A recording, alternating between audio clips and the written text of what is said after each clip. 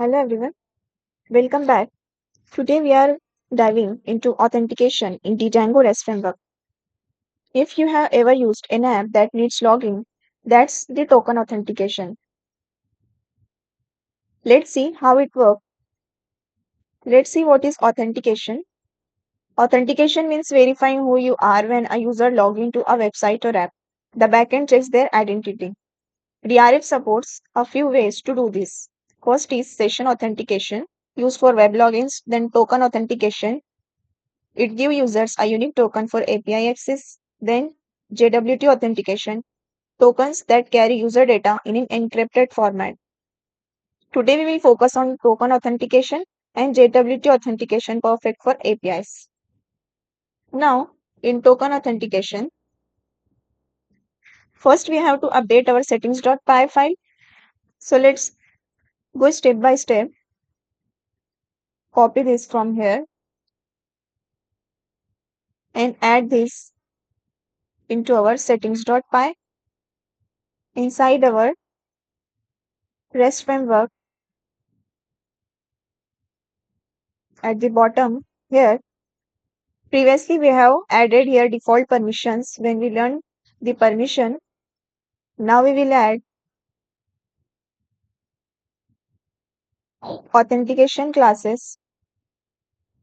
Here inside it we have to add REST framework dot authentication dot token authentication. Save it.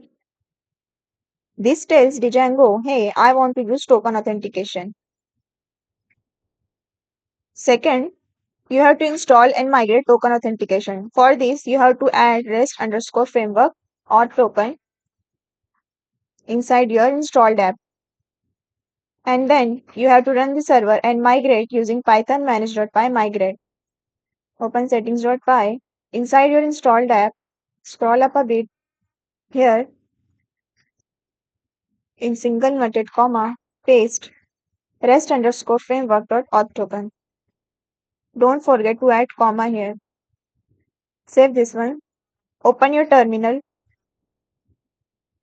Let me break the server first. Clear all this. Now I will migrate.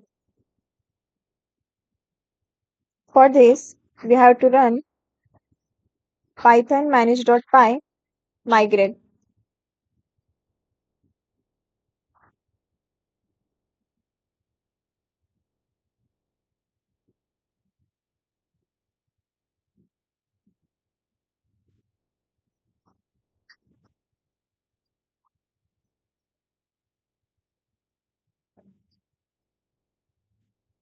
Let me check the admin panel by running the server.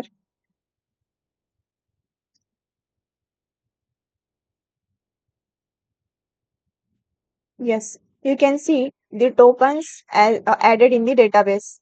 Now this created a token table in the database, one token per user. When we generate a token, the token will store here. Okay. After this, next step, we have to create a token for a user. For this, you have to follow the steps. Here is the given step. Go to admin panel, click on this token tab. Inside it,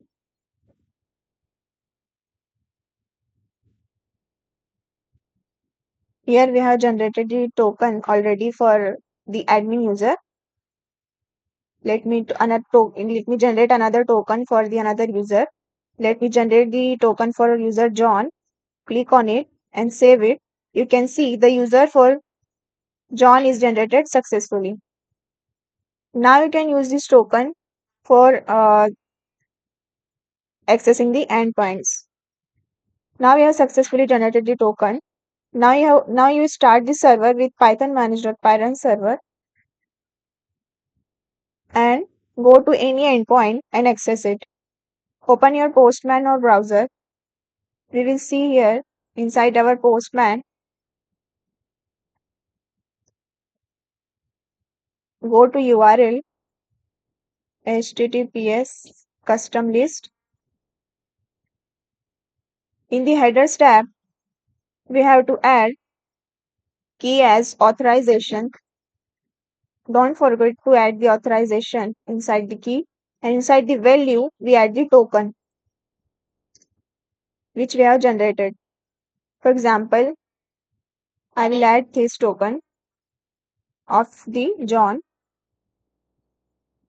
copy this from here and paste after the token. Here I have pasted it.